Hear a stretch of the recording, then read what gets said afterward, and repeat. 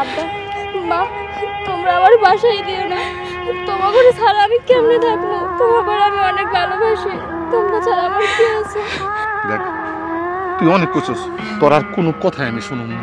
এই তোর লেগে সমাজের প্রত্যেকটা জায়গায় আমার ছোট লাগে। হাটে যেতে পারি না, বাজার যেতে পারি না, গঞ্জে যেতে পারি না, যেই জায়গায় যাই সেই জায়গায় মানুষ তোর নিয়ে হাসাহাসি করে। পরে গেলি কয় জব্বর ভাই আপনার এই মায়ের এই অবস্থাকে আমি লজ্জায় মুখ দেখাতে পারি না। তোর ছোট বোনটার বিয়ে দিতে পারতাছে না শুধু তোর জন্য। আমি তোর কোনো কথা শুনুম না। তুমি ওর লাগে খারে খারে কি কথা কইতেছো? ওর নৌকা উঠে যাও না কি লিগা? ওর লাগে যত কথা কইব ততই আমগো কষ্ট হইব, আমরা ওরে ছাড়তে পারবো না। কাছে বল ওরে নৌকায় উঠে দাও। এই মাঝি ভাই, তুমি আমার মেয়েটারে লয়ে যাও, যেখানে পারো ওখানে নামাই দিও। তোমার সামনে যে দ্বীপ সামনে পড়বো ওখানে তুমি নামাই দিও। এটা কি করলেন আপনি চাচি? যে মাইয়াটারে এত কষ্ট করে লালন পালন করে বড় করছেন, এই মাইয়াটারে এখন দূরে যায় ফেলাই দিতে কইতেছেন, তাই না? আচ্ছা এটা কি আপনাকে বিবেক? তুমি এত কথা কইও না ভাই, আমগো দুঃখটা তুমি বুঝবা না। তোমার যেটা কইছি তুমি ওইটা করো। তুমি ঠিকই কইছো, ও ঠিকই কইছো। আব্বা আব্বা কত আমি কি আমার নিজের সামনে হইছি? হই নাই, আমার ওই সৃষ্টিকর্তাই যে এমনি বানাইছে, আমি তো এমনি হইছি। বাবা বাবা আমার এই মোচের জন্য তো আমি দায়ী না। আর আব্বা আব্বা তুমি আমার একটা কথা কত, আমি কি তোমাকে সন্তান না? তাইলে আমারে কেন তোমরা বাসায় দেবা? আমার ছাড়া কি তোমরা থাকতে পারবা? তুই নিজের কথাই চিন্তা করস, তোর বোনের কথা একটু চিন্তা করস না। তুই যদি থাকস বাড়িতে তোর ছোট বোনের বিয়ে হইব না, বিয়ে হইব না। মা তুমি এতটা স্বার্থপর কিভাবে হও? ও তোমার মেয়ে, আমিও তোমার মেয়ে, আর তুমি একজনের কথা চিন্তা করে তুমি আরেকজনের নদীতে বাসাই দেবা? মা আমার না তুমি তোমার ওই পেটে ধারণ করছো, তাহলে তুমি আমার তুই কেমনে থাকবো? মা আরে মা তুই একটা জিনিস বোঝার চেষ্টা কর মা। তোর লাগে আমাদের সমাজে কোনো ঠাঁই হইতেছে না মা। এই সমাজ তোর মায়না নিতেছে না মা। আব্বা আমি তোম করে যা থাকতে পারবো না, আমি তোম করে অনেক ভালোবাসি আব্বা।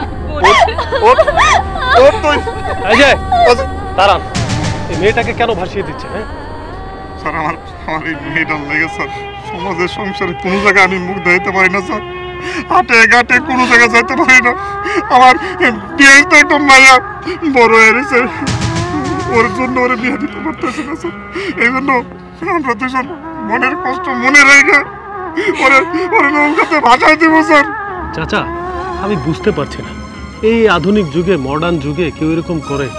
আপনার মেয়েটার প্রবলেম হয়েছে, এটা হয়তো আল্লাহ প্রদত্ত। এটা তো ট্রিটমেন্ট আছে, আপনারা ট্রিটমেন্ট করাতে পারেন। এখন লেজার ট্রিটমেন্ট আছে, ও সম্পূর্ণ ভালো হয়ে যাবে। আপনারা কেন এরকম জোর জবরদস্তি করছেন? আপনারা সেই আইলিয়া জাহিলিয়া যুগের মতো করছেন, এটা আপনারা ঠিক করছেন। আপনারা বুঝতে পারছেন কি বলো?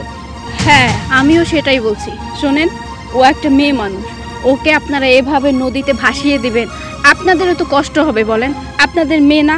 আর তাছাড়া ওকে আপনারা ঢাকায় নিয়ে যান, ঢাকায় নিয়ে গিয়ে ট্রিটমেন্ট করান, আপনার মেয়ের এই গোপ এমনিতেই চলে যাবে। ম্যাডাম কি করবো কোন, আমরা গরিব মানুষ, দুই বেলা বাদে এক বেলা খাই, আমার জামাই কাম করতে পারে না। আর এই যে মাইয়াটা, এই মাইয়াটার কারণে আমার ছোট মেয়েটার লেগে বিয়ে আসে না। আর অপমানি মাই যদি কি অপমানি করে তা তো আমরা করে কয়ে বুঝাতে পারবো না। আমরা মা বাপ কম দুঃখে কি আমরা মেয়েরে ভাষায় দিতে চাইতেছি নদীতে? দেখুন আপনারা হয়তো ভুল করছেন, এটা এমন কোনো রোগ নয় যে ভালো হওয়ার মতো নয়। আপনারা যদি না পারেন তাহলে আমাদেরকে দায়িত্ব দিন, আমরা এটা সমাধান করে দিচ্ছি। কি বল? হ্যাঁ একদম, তুমি তো আমার বোনের মতো, তুমি আমার সঙ্গে যাবে, তোমার ওই গোপ রিমুভ করে দেওয়ার ব্যবস্থা আমরা করে দিব। ম্যাডাম আপনি যে কি কোন, কি চিকিৎসা মিকিৎসা? আমরা ওরে বারবার কয়েকবার দোকান থেকে 2 টাকা বেলেটের না ওর বাপে এগুলি কামাই দিছে, কিন্তু কিছু হয় না। 2 দিন পরে আবার যেই হয়ে যায়। আমি আপনাগুলোকে যাইতে পারি, তবে আমার একটা শর্ত আছে। কি শর্ত বলুন? শর্ত হয়েছে আমি আর এই গ্রামে কোনোদিন ফিরে আসবো না। আমার আপন বলতে আর কেউ নাই, যারা সবচেয়ে বেশি ভালোবাসে তারাই আমরা নদীতে ভাসাই দিতে চাইছে, তাদের কাছে আমরা রাখতে চাইছে না। আপনারা আমার একটা কাম দিয়ে দিন, আমি সারা জীবন ঢাকায় কামড়ে খামো। আর যদি কাম না দিতে পারেন তাহলে আপনাকে বাসায় কামের মাই হিসেবে রাখেন, আমি আপনাকে সব কাজ করে দেবো। খালি আমার 2 মুঠো খাবার দিলেই হইব। তাও আমি আর এই গ্রামে আইমন, এই গ্রামের কেউ আমার দেখতে পারে না। আমি সবাইরে অনেক ভালোবাসি, তাও আমার কেউ দেখতে পারে না। এই শোনো, বলছি কি তুমি তো সারাদিন অফিসে থাকো, আমি বাসায় সারাদিন একা থাকি, আমার খুব খারাপ লাগে। বলছি ওরে যদি আমাদের সঙ্গে নিয়ে যাই তাহলে কিন্তু ওর সঙ্গে গল্প করতে পারবো, আর আমার সঙ্গে কাজ করার জন্য একটা মানুষও পাবো আমাকে সাহায্য করতে পারবে। নিয়ে নেই না? আচ্ছা ঠিক আছে, ঠিক আছে বোন, ও যেহেতু বলেছে আমি ওর কথা কখনো ফেলি না। ওর সাথে বোনের মতো হয়েই থাকবে, তোমাকে কখনো কাজের মেয়ে ভাববে না। আর চাচা, আপনাদেরকে একটা কথা বলি, শোনো, মেয়েরা হচ্ছে দেশের সম্পদ, এদেরকে ব্যবহার করতে হবে। দেখুন দেশের প্রধানমন্ত্রী পর্যন্ত মেয়ে, সো এদেরকে যদি ব্যবহার করতে পারেন তাহলে এরা ভালো কিছু করে দেখাবে, কি বলো? একদম ঠিক। এসো, তুমি আমাদের সঙ্গে এসো। স্যার, মেয়েটারে আপনাদের হাতে তুলে দিলাম স্যার।